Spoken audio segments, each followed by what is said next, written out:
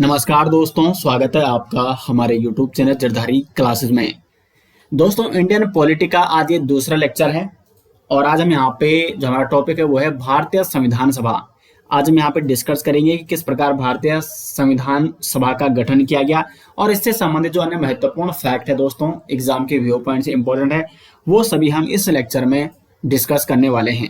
इसे जो पिछला लेक्चर था उसमें मैंने आपको बताया था भारतीय संविधान के इतिहास के बारे में और इतिहास में वो कौन से फैक्टर, कौन से कारक थे जिसने कहीं ना कहीं भारतीय संविधान को प्रभावित किया। तो उम्मीद करते हैं पिछला लेक्चर आपको समझ में आ गया होगा और उसमें हमने जितने भी ब्रिटिश शासन के अंतर्गत जितने भी एक्ट और अधिनियम थे वो हमने यहाँ पे डिस्कस किए थे। तो शुरू करते हैं दोस्तों आज का लेक्चर। और इंडियन पॉलिटी के नोट्स, सभी लेक्चरों के नोट्स आपको मिल जाएंगे वीडियो के डिस्क्रिप्शन में। तो आज का जो टॉपिक है भारतीय संविधान सभा। अब देखो, संविधान सभा के बारे में जानना है तो पहले ये देखना होगा कि संविधान सभा का जो गठन किया गया इसकी मांग किस प्रकार से उठी। तो सर्वप्रथम दोस्तों 19वीं सदी में अगर हम जाएंगे तो 19वीं सदी में सर्वप्रथम बाल गंगाधर तिलक जी ने 1895 में बाल गंगाधर तिलक जी ने स्वराज विधेयक प्रस्तुत किया था, जिसमें उन्होंने सर्वप्रथम संविधान सभा को स्थापित करने का प्रथम प्रयास किया। तो 1895 में तिलक जी ने स्वराज विधेयक प्रस्तुत किया था। तो पहला प्रयास 19वीं सदी में यहां पे हम भारतीयों की बात कर रहे हैं, तो पहला प्रयास ये बाल गंगाधर तिलक जी के द्वारा 1895 में किया गया था। 19वीं सदी का ये प्रथम प्रयास था जिसमें संविधान सभा को स्थापित करने का ये प्रथम प्रयास किया गया। उसके बाद 1922 में महात्मा गांधी जी ने भारतीयों की इच्छा के अनुसार संविधान होना चाहिए, ये कहा था 1922 में महात्मा गांधी जी ने। उसके बाद दोस्तों 1934 में M.N. रॉय नामक एक व्यक्ति थे जिन्होंने पहली बार संविधान सभा के गठन का विचार रखा था। तो सर्वप्रथम व्यक्तिगत रूप से संविधान सभा के गठन का विचार रखा था 1934 में M.N. रॉय ने। और उसके बाद 1935 में कांग्रेस पार्टी ने पहली बार भारत के संविधान के निर्माण के लिए आधिकारिक रूप से संविधान सभा की गठन की मांग की थी। तो संविधान सभा की गठन की मांग कांग्रेस द्वारा की गई थी 1935 में। 1895 में बाल गंगाधर तिलक ने प्रथम प्रयास किया था। 1922 में महात्मा गांधी जी ने कहा था कि जो संविधान है वो भारतीयों की इच्छा के अनुसार होना चाहिए। और 1934 में व्यक्तिगत रूप से M.N. रॉय ने सर्वप्रथम संविधान सभा के गठन का विचार प्रस्तुत किया था। और 1935 में कांग्रेस ने भी संविधान सभा की गठन की मांग की थी। तो इसके बाद फिर ब्रिटिशर्स ने देखा कि भारतीय लगातार क्या कर रहे हैं, संविधान सभा की गठन की बात कर रहे हैं, संविधान की मांग कर रहे हैं। तो ब्रिटिशर्स द्वारा भेजा जाता है यहाँ पे अगस्त प्रस्ताव जो कि ब्रिटिश सरकार द्वारा लाया गया भारत में। और इसकी घोषणा 8 अगस्त 1940 को की गई थी तत्कालीन वायसराय लॉर्ड लिनलिथगो के द्वारा। लिनलिथगो उस समय क्या है, वायसराय थे और इसने 8 अगस्त 1940 को अगस्त प्रस्ताव की घोषणा की। अब क्या था अगस्त प्रस्ताव में, कहीं ना कहीं संविधान सभा की जो नींव पड़ी वो यहीं से पढ़ना शुरू हुआ। अगस्त प्रस्ताव में कहा गया कि भारत को डोमिनियन स्टेट का प्रस्ताव हम देंगे, भारत को हम डोमिनियन स्टेट बनाएंगे। लेकिन भारतीयों ने इसका विरोध किया। क्यों किया विरोध? क्योंकि भारत चाहते थे, भारतीय लोग स्वराज चाहते थे, स्वतंत्र राष्ट्र चाहते थे और संपन्न जो राष्ट्र हो उसे चाहते थे। अब सबसे पहले आपको ये समझना होगा संप्रभुत्व संपन्न राष्ट्र क्या होता है और डोमिनियन स्टेट क्या होता है, इनमें क्या फर्क है। ये राष्ट्रों के दो अलग अलग प्रकार हैं। देखो, संप्रभुत्व संपन्न, जो कि भारत अभी क्या है, एक संप्रभुत्व संपन्न राष्ट्र है। भारत के प्रस्तावना में भी ये उल्लेख देखने को मिलता है, ये शब्द देखने को मिलता है। संप्रभुत्व संपन्न का मतलब होता है कि वो राष्ट्र जो अपने आंतरिक, बाह्य या विदेशी मामले या उनसे संबंधित जो भी निर्णय होते हैं उनको लेने में वो स्वयं सक्षम होता है, स्वयं स्वतंत्र होता है, वो अपनी मर्जी से वो सारे निर्णय लेता है, न कि किसी बाह्य शक्ति के दबाव में। उस पर कोई भी बाह्य शक्ति नहीं होती, यानी वो सर्वोच्च खुद है।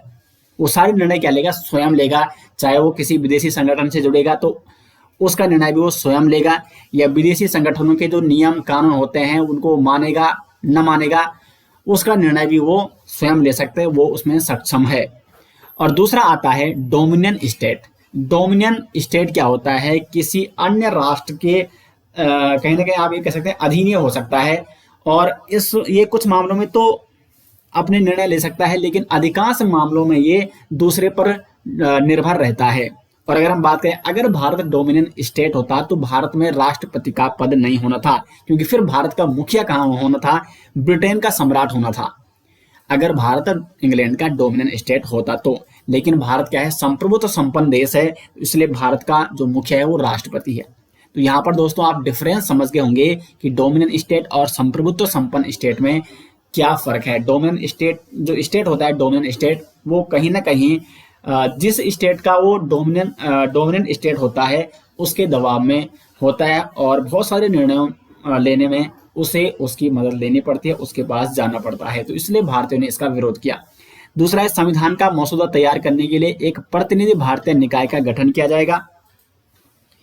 वायसराय की परिषद का विस्तार किया जाएगा, और इसमें अंग्रेजों की तुलना में अधिक भारतीयों को भाग लेने की अनुमति मिलेगी। पहले जो वायसराय की परिषद हुआ करती थी उसमें अधिकांशतः अंग्रेज होते थे, लेकिन अब यहाँ पे कहा गया है अगस्त प्रस्ताव में कि अब यहाँ पे अंग्रेजों की तुलना में अधिक भारतीयों को लिया जाएगा। लेकिन इसमें अंतरिम सरकार की मांग को ठुकरा दिया गया था। भारतीयों ने अंतरिम सरकार की मांग की थी, लेकिन इसमें अगस्त प्रस्ताव में अंतरिम सरकार की मांग को ठुकराया गया था। दूसरा आता है क्रिप्स मिशन। क्रिप्स मिशन 11 मार्च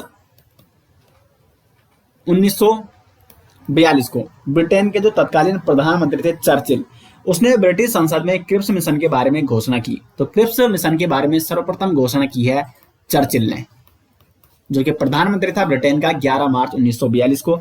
और फिर 22 मार्च 1942 को क्रिप्स मिशन पहुंचता है भारत में, और इसका अध्यक्ष कौन था?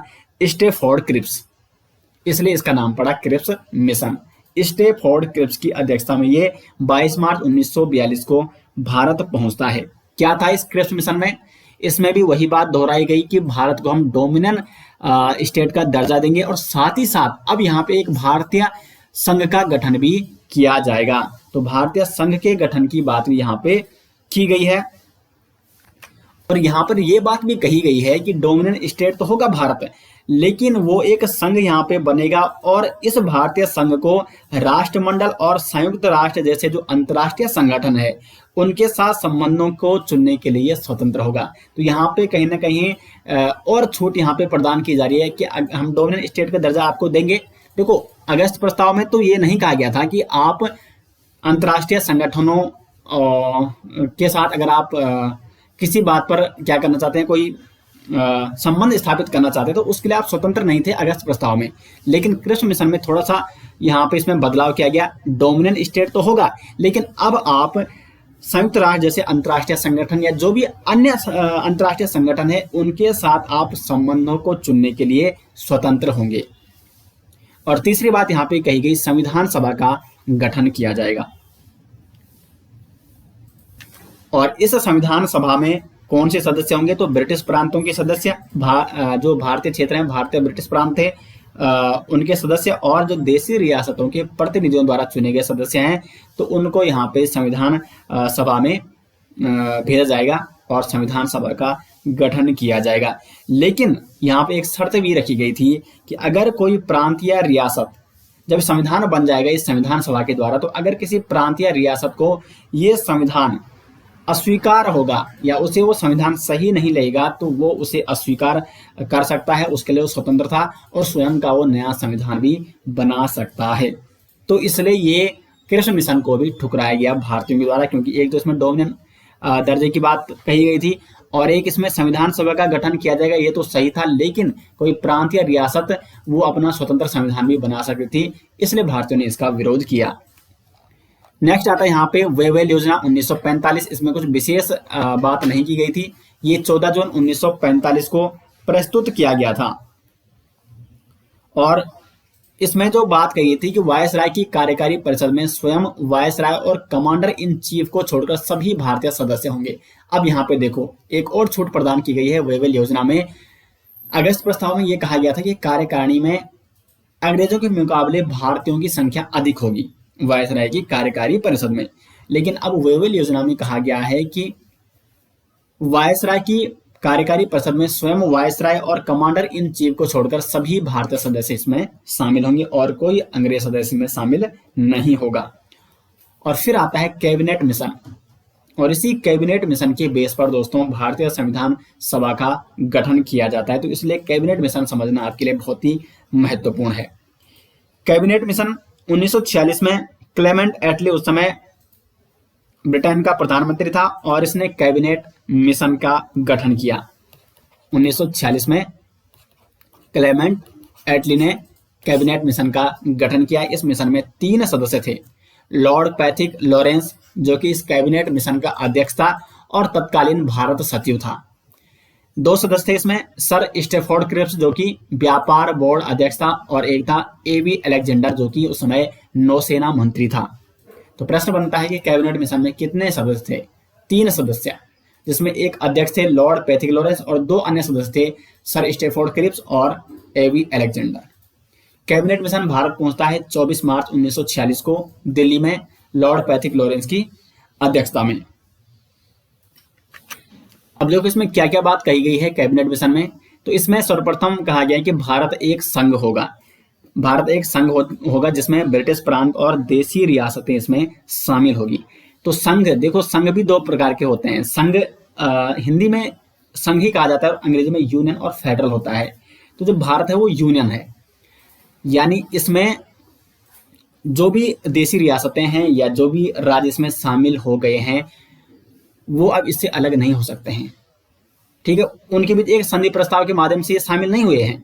ये संघ है, ये यूनियन बन चुका है एक, और इससे ये अलग नहीं हो सकते हैं। अभी आगे मैं संघ, फेडरल और यूनियन के बारे में और डिटेल से आपको यहाँ पे एग्जाम्पल के माध्यम से आगे समझाने वाला हूँ। तो भारत एक संघ होगा, इसकी बात कही गई कैबिनेट मिशन में। संविधान सभा का निर्माण करना और अंतरिम सरकार का गठन किया जाएगा, ये इसमें मांग को मान लिया गया था कैबिनेट मिशन में। लेकिन कैबिनेट मिशन में एक महत्वपूर्ण बात थी कि मुस्लिम लीग जो कि लगातार पाकिस्तान की मांग कर रही थी, कैबिनेट मिशन में इसे ठुकरा दिया गया था।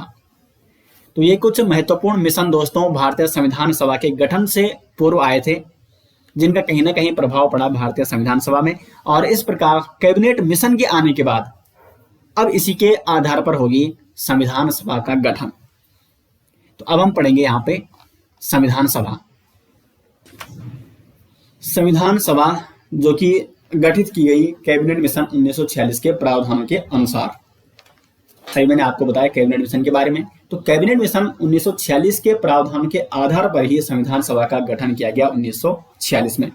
और कैबिनेट मिशन के अनुसार इसमें कुल सदस्य थे 389। संविधान सभा जब गठित की गई कैबिनेट मिशन के प्रावधानों के बाद, तो कुल सदस्य उस समय इसमें 389 थे। और 389 में जो कि ब्रिटिश भारत के सदस्य थे, जो ब्रिटिश भारत के प्रांत थे उसके सदस्य थे 296 और देशी रियासतों से सदस्य ले गए थे 93। टोटली हो जाता है 389। अब यहाँ पे जो ब्रिटिश भारत हम कह रहे हैं यहाँ पे, ये भी उस समय 2 भागों में था। एक था ब्रिटिश प्रांत और दूसरा था कमिश्नरी क्षेत्र।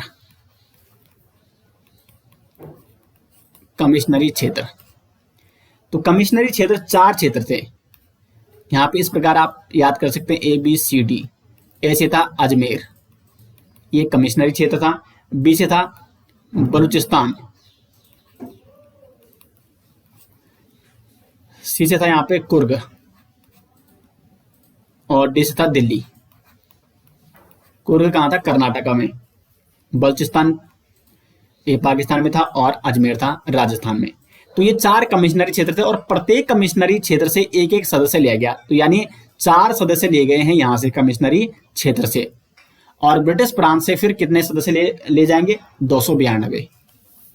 तो कुल मिला के ये हो जाता है 296। तो ब्रिटिश भारत में ब्रिटिश प्रांत और कमिश्नरी क्षेत्र आते थे। ब्रिटिश प्रांत से अगर प्रश्न बनता है कि संविधान सभा का जब गठन किया गया तो ब्रिटिश प्रांत से कितने सदस्य ले गए? 292 और 4 सदस्य ले गए थे कमिश्नरी क्षेत्र से। तो ब्रिटिश भारत से 296 सदस्य और अन्य जो सदस्य थे वो देशी रियासतों से लिए गए। और जो ये देसी रियासतों से सदस्य ले गए, इनका चयन किसके द्वारा किया जाना था? रियासत के जो प्रमुख होते थे उस समय, रियासत के प्रमुख या रियासत के शासक द्वारा इनका चयन किया जाना था। जबकि जो ये ब्रिटिश भारत के सदस्य थे 296, इनका निर्वाचन किया जाना था, और निर्वाचन भी प्रति 10 लाख लोगों में एक सदस्य। तो अब जितने भी प्रांत हैं उस हिसाब से, अगर उस प्रांत में एक प्रांत में 10 लाख लोग हैं तो वहां से एक सदस्य चुना जाना था। 20 लाख लोग हैं जनसंख्या, ठीक है, तो 2 सदस्य चुने जाने थे। तो इस प्रकार प्रति 10 लाख संख्या के आधार पर एक सदस्य यहाँ पे, इस हिसाब से यहाँ पे क्या किया गया, कॉम्बिनेशन बनाया गया। और ब्रिटिश भारत के जो ये 296 सदस्य हैं इनका निर्वाचन किया जाना था, जबकि देसी रियासतों के जो 93 सदस्य थे इनको उस रियासत के शासक या प्रमुख के द्वारा उनका चयन किया जाना था। उम्मीद करते हैं यहाँ तक दोस्तों आपको अच्छे से यहाँ पे समझ में आ गया होगा। अब होता है जो कि ब्रिटिश भारत के सदस्यों का निर्वाचन होना था। तो निर्वाचन यानी चुनाव होता है जुलाई अगस्त 1946 को, जिसमें भारतीय राष्ट्रीय कांग्रेस के 208 सदस्य चुनकर आए, मुस्लिम लीग के आए 73 सदस्य चुनकर, और अन्य जो सदस्य थे उनकी संख्या थी 15 सदस्य। और इसमें टोटल हम बात करें, टोटल संविधान सभा में जो कुल सदस्य थे, इनमें जो महिला सदस्यों की संख्या थी वो थी 15। संविधान सभा में जब प्रथम बार संविधान सभा का गठन किया गया तो इसमें कुल महिलाएं थी 15 महिलाएं। तो इसका दोस्तों आप स्क्रीनशॉट भी ले सकते हैं और फिर हम बढ़ेंगे आगे। अब बात करते हैं संविधान सभा की बैठक के बारे में। तो संविधान सभा का गठन हो चुका है 1946 में, और अब होगी उसमें 389 सदस्य टोटल आ चुके हैं, जिसमें 296 सदस्यों का निर्वाचन हो चुका है ब्रिटिश भारत से, और 93 सदस्य देसी रियासत से आ चुके हैं। तो अब होगी संविधान सभा की बैठक। तो संविधान सभा की पहली बैठक होती है 9 दिसंबर 1946 को। लेकिन देखो, संविधान सभा में 389 सदस्य थे, लेकिन यहाँ पर टोटल कितने सदस्य उपस्थित होते हैं? मात्र 207, बाकी सदस्य इसमें अब्सेंट थे। तो पहली संविधान सभा की पहली बैठक में कुल सदस्य संख्या जो उपस्थित थे वो थे 207। इसमें 9 महिलाएं उपस्थित थी। 9 दिसंबर 1946 को पहली ये बैठक आयोजित की गई थी, और इसमें अध्यक्ष के रूप में चुना गया सच्चिदानंद सिन्हा को, लेकिन अस्थायी अध्यक्ष इन्हें बनाया गया। ये सबसे बुजुर्ग थे उस संविधान सभा में, तो इसलिए इन्हें उस दिन एक अस्थायी अध्यक्ष के रूप में नियुक्त किया गया सच्चिदानंद सिन्हा जी को। मुस्लिम लीग और देसी रियासतों ने इस संविधान सभा की जो बैठक थे इसका बहिष्कार किया था, तो इसलिए इसमें जो सदस्य संख्या थी वो मात्र 207 रह गई। दूसरी सभा होती है 11 दिसंबर 1946 को। इसकी अध्यक्षता की डॉक्टर राजेंद्र प्रसाद ने, और डॉक्टर राजेंद्र प्रसाद जी को स्थायी अध्यक्ष बनाया गया संविधान सभा का। तो संविधान सभा के जो स्थायी अध्यक्ष हैं वो है डॉक्टर राजेंद्र प्रसाद। उपाध्यक्ष थे HC मुखर्जी, लेकिन बाद में VT कृष्णमाचारी को भी उपाध्यक्ष बनाया जाता है। जब भारत और पाकिस्तान का विभाजन हो जाता है, पुनः यहाँ पे जो संविधान सभा है वो दूसरे रूप से गठित की जाती है, क्योंकि अब सदस्य संख्या बाद में क्या हो जाएगी, कम हो जाएगी जब कैबिनेट मिशन आएगा, क्योंकि मुस्लिम लीग के मांग के अनुसार पाकिस्तान तो अलग हो गया, तो जो मुस्लिम लीग के सदस्य थे वो अब उसमें चले गए। तो फिर यहाँ पे नए सिरे से संविधान सभा का गठन होगा, तो उसमें सदस्य संख्या भी कम हो जाएगी।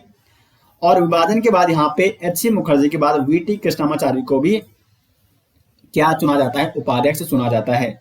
संवैधानिक सलाहकार बने BN राव।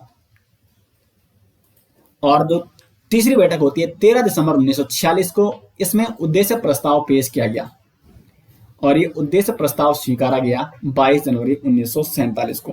उद्देश्य प्रस्ताव किसने पेश किया? यहाँ पे जवाहरलाल नेहरू ने। और यही उद्देश्य प्रस्ताव दोस्तों बाद में इसी उद्देश्य प्रस्ताव के परिवर्तन के रूप में संविधान की प्रस्तावना बनी है। तो जो संविधान की प्रस्तावना बनी है वो क्या है? तो वो पहले उद्देश्य प्रस्ताव के रूप में ही उसे पेश किया गया था, और बाद में इसी को परिवर्तित रूप करके इसी से क्या बना, प्रस्तावना बना। और BR अम्बेडकर ने कहा था कि जब तक मुस्लिम लीग के सदस्य इसमें शामिल नहीं होते हैं तब तक हम उद्देश्य प्रस्ताव को स्वीकार नहीं करेंगे। तो इसलिए 13 दिसंबर को ये पेश किया गया था, लेकिन इसको स्वीकार किया गया 22 जनवरी 1947 को। इसमें लगभग 8 अनुच्छेद थे। क्या क्या था इस उद्देश्य प्रस्ताव में? तो इसमें था कि भारत एक पूर्ण संप्रभु संपन्न गणराज्य होगा जो स्वयं अपना संविधान बनाएगा। तो कुल मिला के भारत को पूर्ण संप्रभुत्व संपन्न देश की यहाँ पे बात कही गई है, और गणराज्य भी होगा भारत। तो ये इसमें कहा गया था, नेहरू द्वारा जो ये उद्देश्य प्रस्ताव लाया गया था।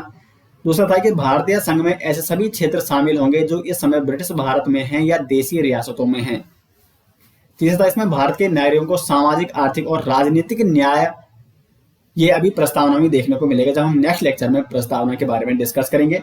और पद, अवसर और कानूनों की समानता उनको दी जाएगी।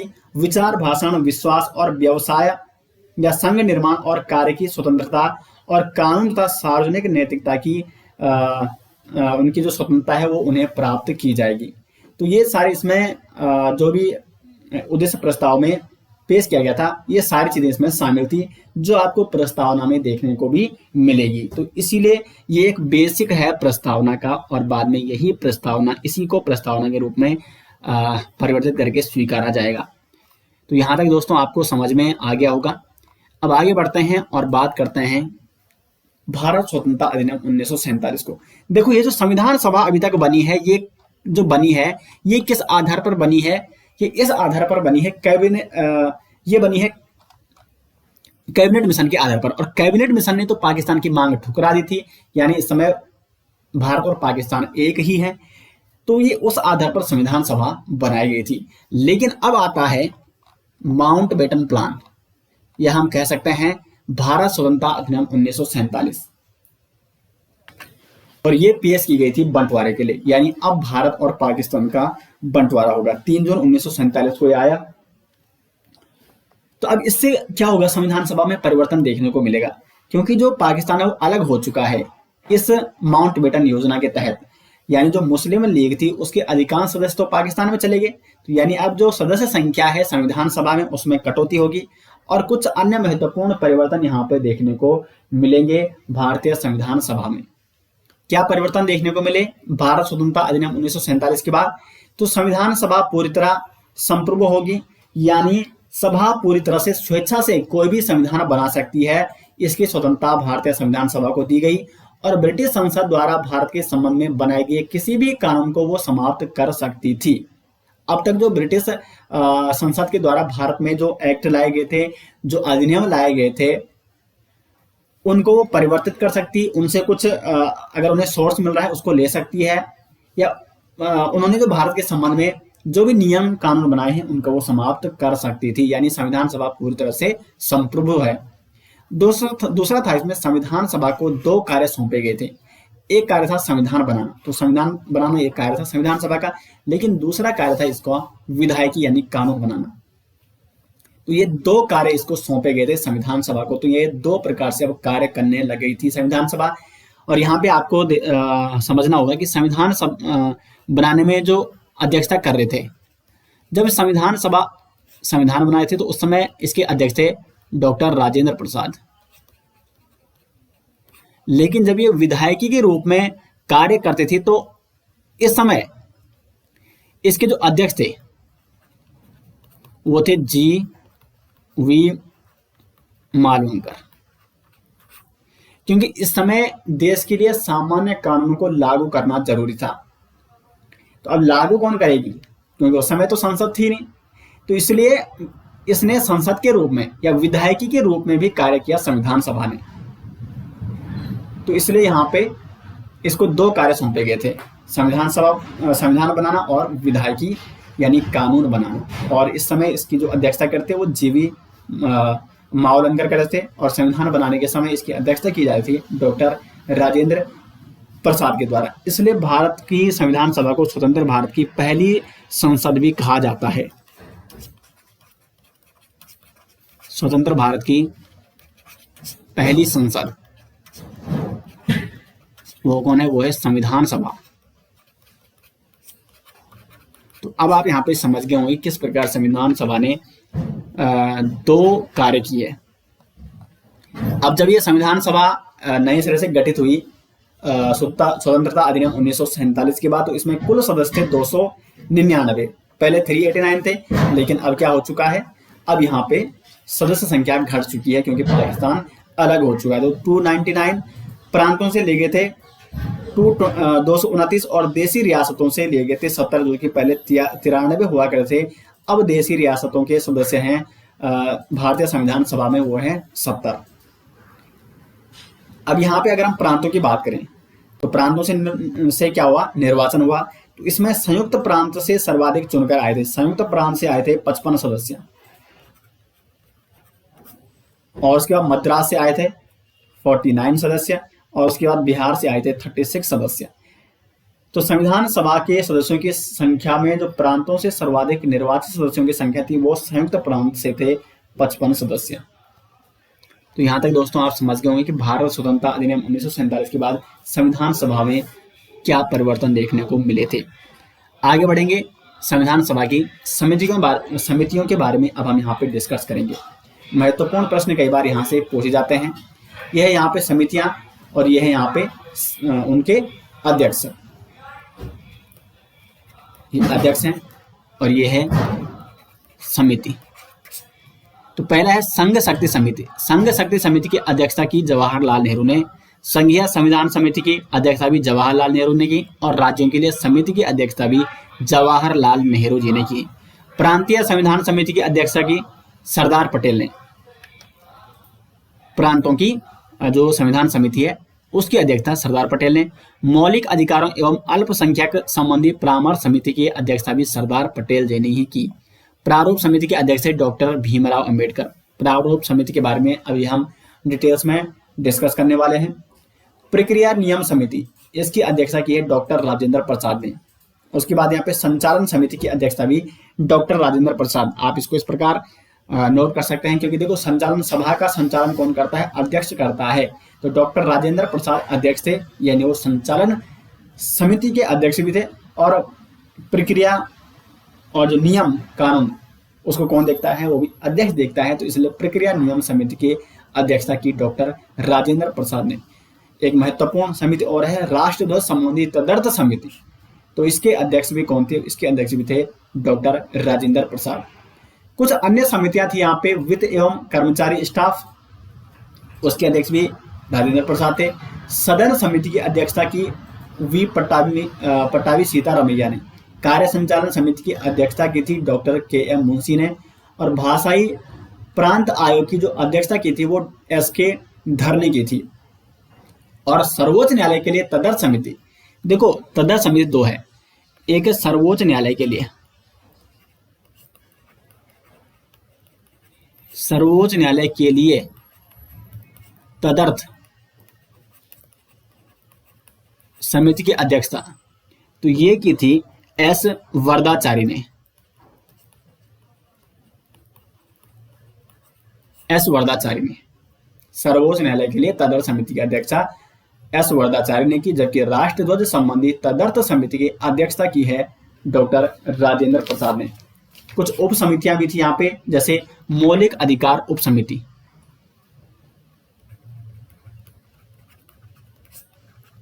मौलिक अधिकार के लिए उप समिति, इसकी अध्यक्षता की थी जेबी कृपलानी। जेबी कृपलानी ने। और अल्पसंख्यक अधिकार की उप समिति,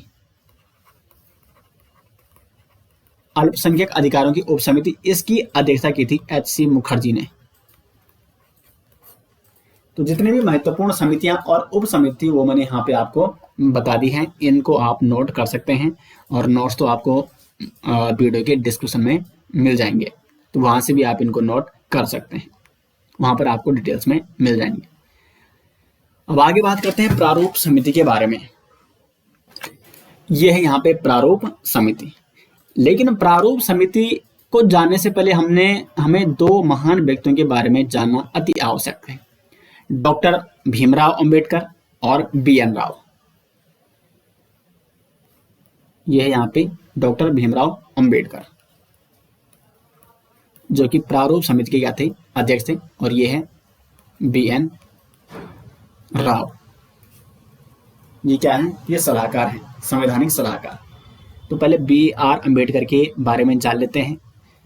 भीमराव अंबेडकर भारत के संविधान के पिता भी इन्हें कहा जाता है। इन्हें आधुनिक मनु या जनक या जननी भी कहा जाता है संविधान का, ये उपाधि इन्हें मिली है क्योंकि संविधान निर्माण में सर्वाधिक महत्वपूर्ण भूमिका निभाई थी अंबेडकर जी ने।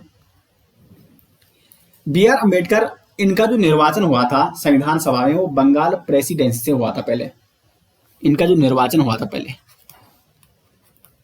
पहले का मतलब यह है कि जब भारत पाकिस्तान एक ही था और जब 1946 में संविधान सभा का गठन किया गया था तो बी आर अम्बेडकर जो कि निर्वाचित होकर आए थे बंगाल प्रेसिडेंसी से। बंगाल प्रेसिडेंसी से ये मुस्लिम लीग के प्रतिनिधि के रूप में ये निर्वाचित होकर आए थे। लेकिन क्या हो जाता है कि बाद में विभाजन हो जाता है भारत और पाकिस्तान का, और फिर जब नई संविधान सभा का गठन होता है तो अब इन्होंने चुनाव लड़ा था बम्बई से, लेकिन ये वहां से चुनाव में हार जाते हैं। दूसरा जो इन्होंने चुनाव लड़ा वो बम्बई से इन्होंने चुनाव लड़ा, लेकिन वो वहां से क्या हो जाते हैं, हार जाते हैं। अब बी एन राव उस समय संवैधानिक सलाहकार थे और वो जानते थे कि बी आर अम्बेडकर जिनका संविधान सभा में होना अति आवश्यक है, तो बी एन राव ने कहा राजेंद्र प्रसाद को, जो कि उस समय क्या थे, संविधान सभा के अध्यक्ष थे। राजेंद्र प्रसाद को कहा कि बी आर अम्बेडकर हमें किसी भी हालत में संविधान सभा में चाहिए और उनका होना अति आवश्यक है, बहुत ही महत्वपूर्ण है। तो फिर राजेंद्र प्रसाद ने बम्बई के पीएम थे उस समय बीजी खेर को कहा कि बम्बई से अंबेडकर को निर्वाचित कराना है। तो इन्होंने एम आर जयकर, एक सदस्य थे जो कि चुनकर आए थे उस समय बम्बई प्रेसिडेंसी से, इनको इस्तीफा दिलवाया और इनकी जगह पे फिर बम्बई से निर्वाचित होकर आए थे अंबेडकर। तो पहले ये बंगाल प्रेसिडेंसी से नियुक्त होकर आए थे, निर्वाचित होकर आए थे, लेकिन फिर ये बम्बई से चुनाव लड़ते हैं और वहां ये हार जाते हैं। लेकिन फिर बाद में बी एन राव के कहने पर राजेंद्र प्रसाद बीजी खेर को कहते हैं कि बम्बई से अंबेडकर जी को संविधान सभा में भेजना है, तो फिर वो एम आर जयकर से इस्तीफा करवाते हैं और फिर बम्बई से पुनः क्या होते हैं, बी आर अम्बेडकर संविधान सभा में निर्वाचित होकर आते हैं। तो इस प्रकार दोस्तों बी आर अम्बेडकर संविधान सभा में आए थे और फिर ये बने थे प्रारूप समिति के अध्यक्ष। अब प्रारूप समिति के बारे में डिस्कस करते हैं। प्रारूप समिति को कहा जाता है, अन्य नाम भी इसके कई, इसका नाम है पांडुलेखन कमेटी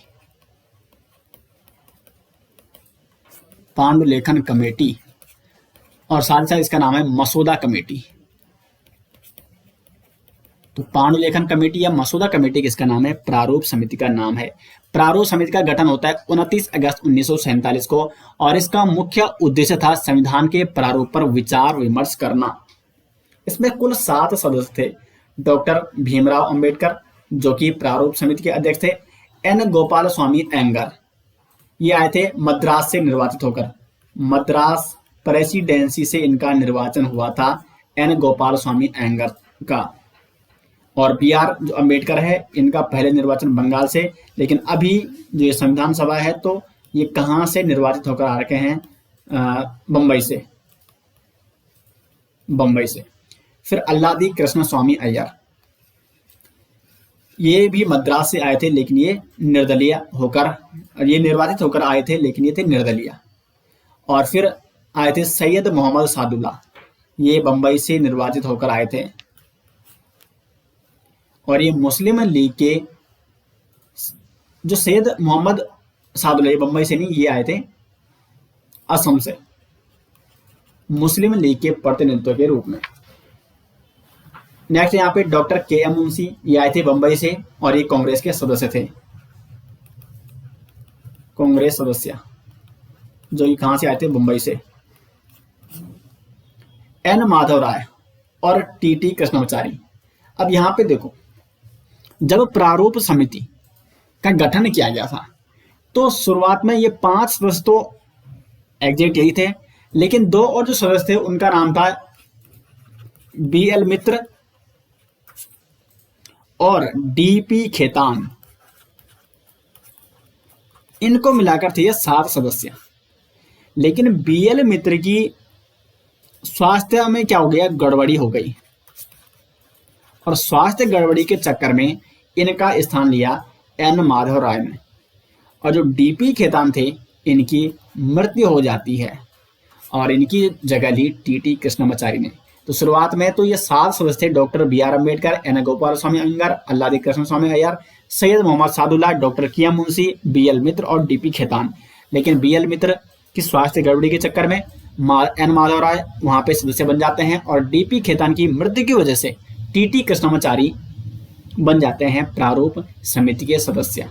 तो प्रश्न बन सकता है कि वो कौन से सदस्य थे प्रारूप समिति की जिनकी मृत्यु हो गई थी? तो वो थे डीपी खेतान और उनकी जगह बाद में टीटी कृष्णमाचारी को यहाँ पे सदस्य बनाए गए। और ये टीटी कृष्णमाचारी भी कांग्रेस के सदस्य थे, डॉक्टर कियाम मुंशी भी कांग्रेस के सदस्य थे और टीटी कृष्णमाचारी भी कांग्रेस के सदस्य थे। तो ये हो गए दोस्तों यहाँ पे इस प्रकार प्रारूप समिति।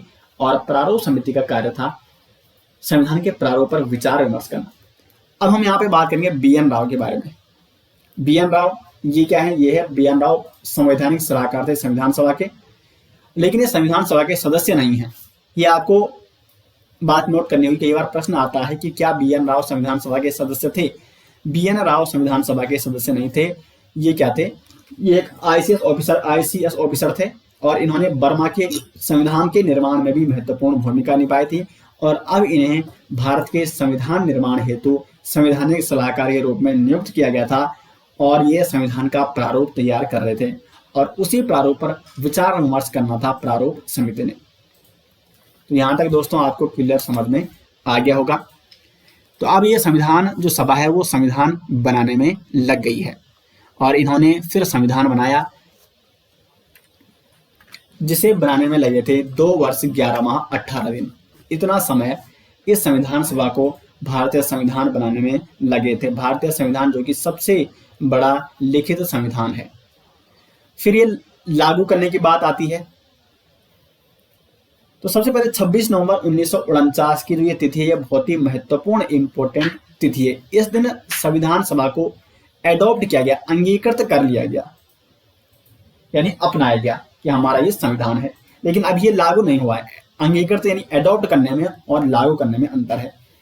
एडॉप्ट यानी अपना लिया है लेकिन अभी वो लागू नहीं हुआ है, देश में उसे लागू नहीं किया गया है। तो 26 नवंबर प्रश्न बनता है कि संविधान सभा को अंगीकृत या एडॉप्ट कब किया गया? तो 26 नवंबर 1949 को। और इस दिन 16 अनुच्छेदों को लागू किया गया। संपूर्ण रूप से अभी लागू नहीं किया गया लेकिन 16 अनुच्छेदों को लागू किया गया है, यानी संविधान आंशिक रूप से इस दिन लागू हो गया था। उसमें थे आर्टिकल 5, 6, 7, 8, 9 और 60, 324 और एक इसमें महत्वपूर्ण जो आर्टिकल था 394। क्या था 394? अनुच्छेद 394 में उल्लेख था कि 26 नवंबर 1949 को 16 अनुच्छेद लागू किए गए हैं। तो इस दिन कितने अनुच्छेद लागू किए गए? 16 अनुच्छेद और इसका विवरण था आर्टिकल 394 में। और शेष जो अनुच्छेद हैं वो लागू किए जाएंगे 26 जनवरी 1950 को। 26 जनवरी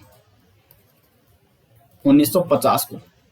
तो ये 394 में विवरण दिया गया है। आर्टिकल 394 में उल्लेख था कि 26 नवंबर 1949 को 16 अनुच्छेद लागू किए गए हैं और जो बाकी जो अनुच्छेद है वो 26 जनवरी 1950 को लागू कर दिए जाएंगे।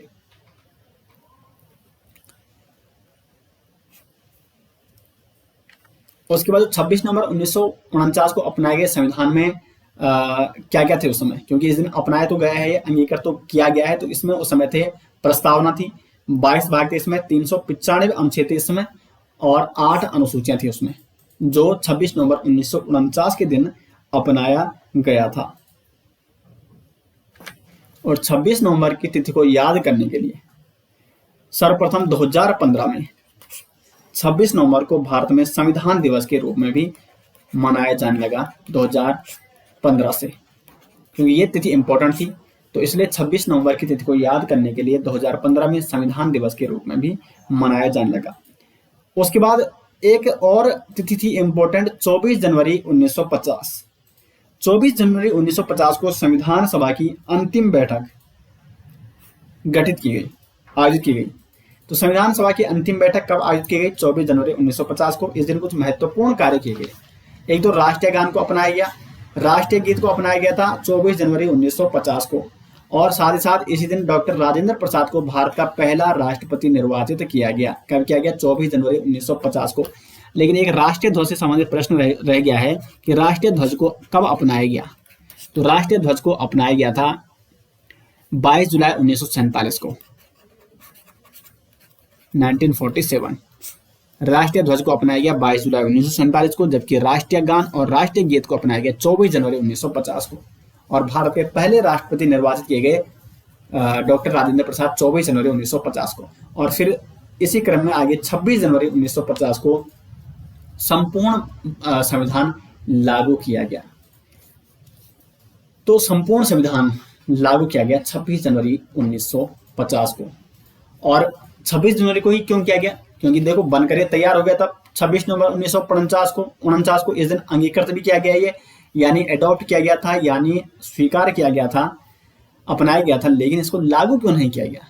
क्योंकि 26 जनवरी 1930 में जाते हैं अगर पीछे, तो ये तिथि बहुत महत्वपूर्ण है ऐतिहासिक दृष्टि से। इस दिन 26 जनवरी 1930 को भारतीय राष्ट्रीय कांग्रेस ने पूर्ण स्वराज दिवस मनाया था।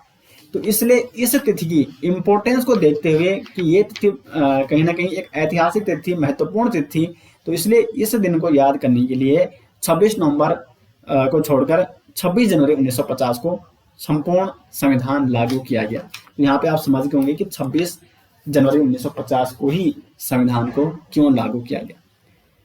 तो यहाँ पे दोस्तों संविधान सभा के बारे में हमने चर्चा कर दी है और डिटेल्स में मैंने यहाँ पे आपको सभी चीजें समझाने का प्रयास किया है। उम्मीद करते हैं कि आपको लेक्चर पसंद आया। फिर भी आपका कोई भी अगर डाउट रहता है तो आप कमेंट बॉक्स में पूछ सकते हैं।